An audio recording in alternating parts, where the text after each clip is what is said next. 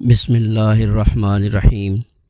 ابھی تک جنگ احد کا ذکر جاری ہے۔ پچھلے ہم جتنے بھی حصے میں واقعات کا تذکرہ کر چکے ہیں، یہ سارے کا سارا ذکر جو ہے یہ جنگ احد کا سلسلہ بھی چل رہا ہے۔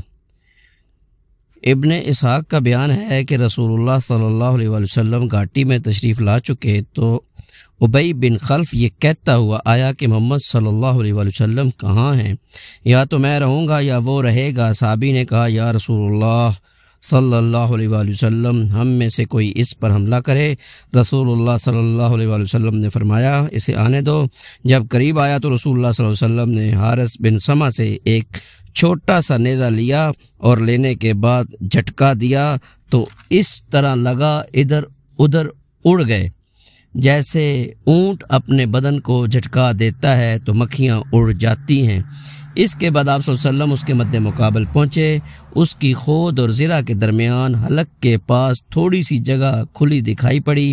آپ صلی اللہ علیہ وسلم نے اسی پر ٹکا کر ایسا نیزہ مارا کہ وہ گھوڑے سے کئی بار لڑک گیا۔ جب قریش کے پاس گیا درا حالانکہ گردن میں کوئی بڑی خراش نہ تھی، البتہ خون بند تھا اور بہتا نہ تھا، تو کہنے لگا مجھے واللہ محمد صلی اللہ علیہ وسلم نے قتل کر دیا۔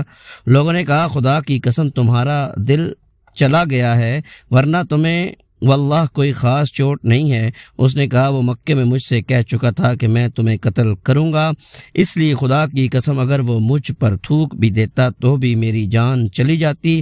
بالآخر اللہ کا دشمن مکہ واپس ہوتے ہوئے مقام صرف پہنچ کر مر گیا۔ ابو الاسود نے حضرت عروہ سے روایت کی ہے کہ یہ بیل کی طرح آواز نکالتا تھا اور کہتا تھا اس ذات کی قسم جس کے ہاتھ میں میری جان ہے، جو تکلیف مجھے ہے اگر وہ ذی المجاز کے سارے باشندوں کو ہوتی تو وہ سب کے سب مر جاتے۔ پہاڑ کی طرف نبی اکرم صلی اللہ علیہ وسلم کی واپسی کے دوران ایک چٹان پڑ گئی۔ آپ صلی اللہ علیہ وسلم نے اس پر چڑھنے کی کوشش کی مگر چڑھ نہ سکے، کیونکہ ایک تو آپ کا بدن بھاری ہو چکا تھا، دوسری آپ صلی اللہ علیہ وسلم نے دوری زرہ پہن رکھی تھی اور پھر آپ صلی اللہ علیہ وسلم کو سخت چوٹیں بھی آئی تھیں، لہذا حضرت طلحہ رضی اللہ تعالیٰ عنہ بن عبید اللہ نے نیچے بیٹھ گئے اور آپ صلی اللہ علیہ وسلم کو سوار کر کے کھڑے ہو گئے۔ اس طرح آپ صلی اللہ علیہ وسلم چٹان پر پہنچ گئے۔ آپ صلی اللہ علیہ وسلم نے فرمایا طلحہ نے جنت واجب کر لی۔ جب رسول اللہ صلی اللہ علیہ وسلم گھاٹی کے اندر اپنی قیادت گاہ میں پہنچ گئے تو مشرکین نے مسلمانوں کو ذکر پہنچانے کی آخری کوشش کی۔ ابن اسحاق کہتے ہیں کہ اس اسنا میں کہ رسول اللہ صلی اللہ علیہ وسلم گھاٹی کے اندر تشریف فرما تھے، ابو سفیان اور خالد بن ولید کی قیادت مشرکین کا ایک دستہ چڑھ آیا۔ رسول صلی اللہ علیہ وسلم نے دعا فرمائی کہ اے اللہ یہ ہم سے اوپر نہ جانے پائیں۔ پھر حضرت عمر رضی اللہ تعالیٰ بن خطاب اور مہاجرین کی ایک جماعت نے لڑ کر انہیں پہاڑ سے نیچے اتار دیا۔ مغازی اموی کا بیان ہے کہ مشرکین پہاڑ پر چڑھ آئے تو رسول اللہ صلی اللہ علیہ وسلم نے حضرت سعد رضی اللہ تعالیٰ سے فرمایا ان کے حوصلے پست کرو، یعنی انہیں پیچھے دھکیل دو۔ انہوں نے کہا کہ میں تنہا ان کے حوصلے کیسے پست کروں؟ اس پر آپ صلی اللہ علیہ وسلم نے 3 بار یہی بات دہرائی۔ بالآخر حضرت سعد رضی اللہ عنہ نے اپنے ترکش سے ایک تیر نکالا اور ایک شخص کو مارا تو وہ وہیں ڈھیر ہو گیا۔ حضرت سعد رضی اللہ عنہ کہتے ہیں کہ میں نے پھر اپنا تیر لیا، اسے پہچانتا تھا اور اس سے دوسرے کو مارا تو اس کا بھی کام تمام ہو گیا۔ اس کے بعد پھر تیر لیا، اسے پہچانتا تھا اور اس سے ایک تیسرے کو مارا تو اس کی بھی جان جاتی رہی۔ اس کے بعد مشرکین نیچے اتر گئے۔ میں نے کہا یہ مبارک تیر ہے، پھر میں نے اسے اپنے ترکش میں رکھ لیا۔ یہ تیر زندگی بھر حضرت سعد رضی اللہ تعالیٰ کے پاس رہا اور ان کے بعد ان کی اولاد کے پاس رہا۔ یہ آخری حملہ تھا جو مشرکین نے نبی اکرم صلی اللہ علیہ وسلم کے خلاف کیا تھا، چونکہ انہیں آپ صلی اللہ علیہ وسلم کے انجام کا صحیح علم نہ تھا بلکہ آپ صلی اللہ علیہ وسلم کی شہادت کا تقریباً یقین تھا، اس لیے انہوں نے اپنے کیمپ کی طرف پلٹ کر مکہ واپسی کی تیاری شروع کر دی۔ کچھ مشرکین مرد اور عورتیں مسلمان شہداء کی مسئلہ میں مشغول ہو گئے، یعنی شہیدوں کی شرمگاہیں اور کان ناک وغیرہ کاٹ دیے، پیٹ چیر دیے۔ ہندہ بنت عتبہ نے حضرت حمزہ رضی اللہ تعالیٰ کا کلیجہ چاک کر دیا اور منہ میں ڈال کر چبایا اور نگلنا چاہا لیکن نگل نہ سکی تو تھوک دیا اور کٹے ہوئے کانوں اور ناکوں کا پازیب اور ہار بنا لیا۔ پھر اس آخری وقت میں 2 ایسے واقعات پیش آئے جن سے یہ اندازہ لگانا مشکل نہیں کہ جان باز و سرفروش مسلمان اخیر تک جنگ لڑنے کے لیے کس قدر مستعد تھے اور اللہ کی راہ میں جان دینے کا کیسا ولولہ خیز جذبہ رکھتے تھے۔ حضرت کعب رضی اللہ تعالیٰ بن مالک کے بیان ہے کہ میں ان مسلمانوں میں تھا جو گھاٹی سے باہر آئے تھے۔ میں نے دیکھا کہ مشرکین کے ہاتھوں مسلمان شہداء کا مسلح کیا جا رہا ہے تو رک گیا، پھر آگے بڑھا، کیا دیکھتا ہوں کہ ایک مشرک جو بھاری بھرکم زرہ میں ملبوس تھا شہیدوں کے درمیان سے گزر رہا ہے اور کہتا جا رہا ہے کہ کٹی ہوئی بکریوں کی طرح ڈھیر ہو گئے، اور ایک مسلمان اس کی راہ تک رہا تھا، وہ بھی زرہ پہنے ہوئے ہے۔ میں چند قدم اور بڑھ کر اس کے پیچھے ہو لیا، پھر کھڑے ہو کر آنکھوں میں مسلم اور کافر کو تولنے لگا۔ محسوس ہوا کہ کافر اپنے ڈیل ڈول اور ساز و سامان دونوں لحاظ سے بہتر ہے۔ اب میں دونوں کا انتظار کرنے لگا، بالآخر دونوں میں ٹکر ہو گئی اور مسلمان نے کافر کو ایسی تلوار ماری کہ وہ پاؤں تک کاٹتی چلی گئی۔ مشرک دو ٹکڑے ہو کر گرا، پھر مسلمان نے اپنا چہرہ کھولا اور کہا، او کعب، ایسی کیسی رہی؟ میں ابو دجانہ ہوں۔ خاتمہ جنگ پر کچھ مومن عورتیں میدان جہاد میں پہنچیں، چنانچہ حضرت انس رضی اللہ تعالیٰ کا بیان ہے کہ میں نے حضرت عائشہ بنت ابی بکر رضی اللہ تعالیٰ عنہا اور ام سلیم کو دیکھا کہ پنڈلی کی پازیب تک کپڑے چڑھائے پیٹھ پر مشک لاد رہی ہیں اور قوم کے منہ میں انڈیل رہی ہیں۔ حضرت عمر رضی اللہ تعالیٰ کا بیان ہے کہ عہد کے روز حضرت ام سلیت رضی اللہ تعالیٰ عنہا ہمارے لیے مشک بھر بھر کر لا رہی تھی۔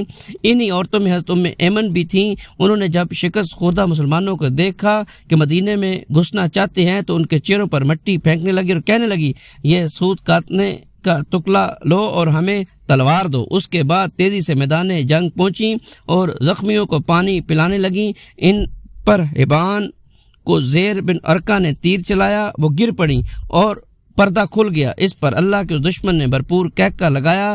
رسول اللہ صلی اللہ علیہ وسلم پر یہ بات گران گزری۔ آپ صلی اللہ علیہ وسلم نے حضرت سعد بن ابی وقاص کو ایک بے ریش تیر دے کر فرمایا، اسے چلاؤ۔ حضرت سعد رضی اللہ عنہ چلایا اور وہ تیر حبان کے حلق پر لگا اور وہ چت گرا اور اس کا پردہ کھل گیا۔ اس پر رسول صلی اللہ علیہ وسلم نے اس طرح ہنسنے کے جڑ کے دانت دکھائی دینے لگے اور فرمایا، سعد نے ایمن کا بدلہ چکا لیا، اللہ ان کی دعا قبول کرے۔ جب رسول اللہ صلی اللہ علیہ وسلم نے گھاٹی کے اندر اپنی قیام گاہ میں ذرا قرار پا لیا تو علی ابن ابی طالب رضی اللہ تعالیٰ عنہ مہر اس سے اپنی ڈھال میں پانی بھر لائے کہ کہا جاتا ہے کہ مہراز پتھر میں بنا ہوا وہ گڑھا ہوتا ہے جس میں زیادہ سا پانی آ سکتا ہے، اور کہا جاتا ہے کہ یہ عود میں ایک چشمے کا نام تھا۔ بہرحال حضرت علی رضی اللہ عنہ نے وہ پانی نبی صلی اللہ علیہ وسلم کی خدمت میں پینے کے لیے پیش کیا۔ آپ صلی اللہ علیہ وسلم نے قدر ناگوار بو محسوس کی، اس لیے اسے پیا تو نہیں، البتہ اس سے چہرے کا خون دھو لیا اور سر پر بھی ڈال لیا۔ اس حالت میں آپ صلی اللہ علیہ وسلم فرما رہے تھے، اس شخص پر اللہ کا سخت عذاب ہو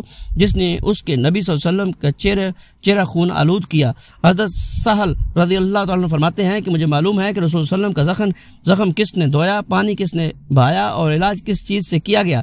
آپ کے لخت جگر حضرت فاطمہ رضی اللہ تعالیٰ عنہ آپ صلی اللہ علیہ وسلم کا زخم دھو رہی تھی۔ حضرت علی رضی اللہ تعالیٰ عنہ ڈال سے پانی بہا رہے تھے۔ جب حضرت فاطمہ رضی اللہ تعالیٰ عنہ نے دیکھا کہ پانی کے سبب خون بڑھتا ہی جا رہا ہے تو چٹائی کا ایک ٹکڑا لیا اور اسے چیر کر چپکا دیا جس سے خون رک گیا۔ حضرت محمد بن مسلمہ رضی اللہ تعالیٰ عنہ شیریں اور خوش ذائقہ پانی لائے، نبی صلی اللہ علیہ وسلم نے نوش فرمایا اور دعائے خیر دی۔ زخم کی اثر سے نبی صلی اللہ علیہ وسلم نے زور کی نماز بیٹھے بیٹھے پڑھی اور صحابہ کرام نے بھی آپ صلی اللہ علیہ وسلم کے پیچھے بیٹھ ہی کر نماز ادا کی۔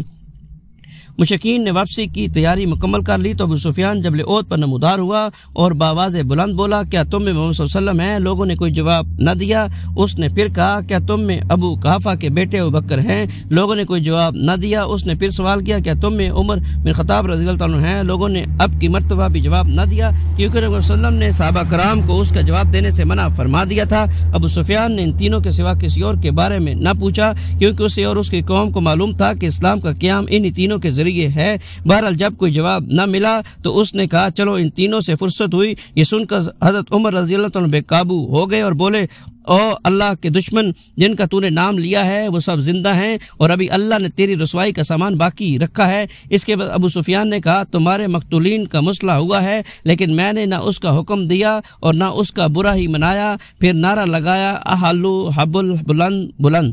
نبی صلی اللہ علیہ وسلم نے فرمایا، تم لوگ جواب کیوں نہیں دیتے؟ صحابہ نے عرض کیا، کیا جواب دیں؟ آپ صلی اللہ علیہ وسلم نے فرمایا، کہو اللہ اللہ اللہ اور برتر ہے۔ ابو سفیان نے نعرہ لگایا ہمارے لیے عزا ہے اور تمہارے لیے عزا نہیں۔ نبی صلی اللہ علیہ وسلم نے فرمایا جواب کیوں نہیں دیتے؟ صحابہ نے دریافت کیا کیا جواب دیں؟ آپ صلی اللہ علیہ وسلم نے فرمایا کہو اللہ مولانا ولا مولا لکم، اللہ ہمارا مولا ہے اور تمہارا کوئی مولا نہیں۔ اس کے بعد ابو سفیان نے کہا کتنا اچھا کارنامہ رہا، آج کا دن جنگ بدر کے دن کا بدلہ ہے اور لڑائی کا ڈول ہے۔ حضرت عمر رضی اللہ عنہ نے جواب نے کہا برابر نہیں، ہمارے مقتولین جنت میں ہیں اور تمہارے مقتولین جہنم میں۔ اس کے بعد ابو سفیان نے کہا عمر میرے قریب آؤ۔ رسول صلی اللہ علیہ وسلم نے فرمایا جاؤ دیکھو کیا کہتا ہے۔ وہ قریب آئے تو ابو سفیان نے کہا عمر میں خدا کا واسطہ دے کر پوچھتا ہوں کہ ہم نے محمد صلی اللہ علیہ وسلم کو قتل کر دیا؟ حضرت عمر رضی اللہ عنہ نے کہا واللہ نہیں، بلکہ اس وقت وہ تمہاری باتیں سن رہے ہیں۔ ابو سفیان نے کہا تم میرے نزدیک ابن کمہ سے زیادہ سچے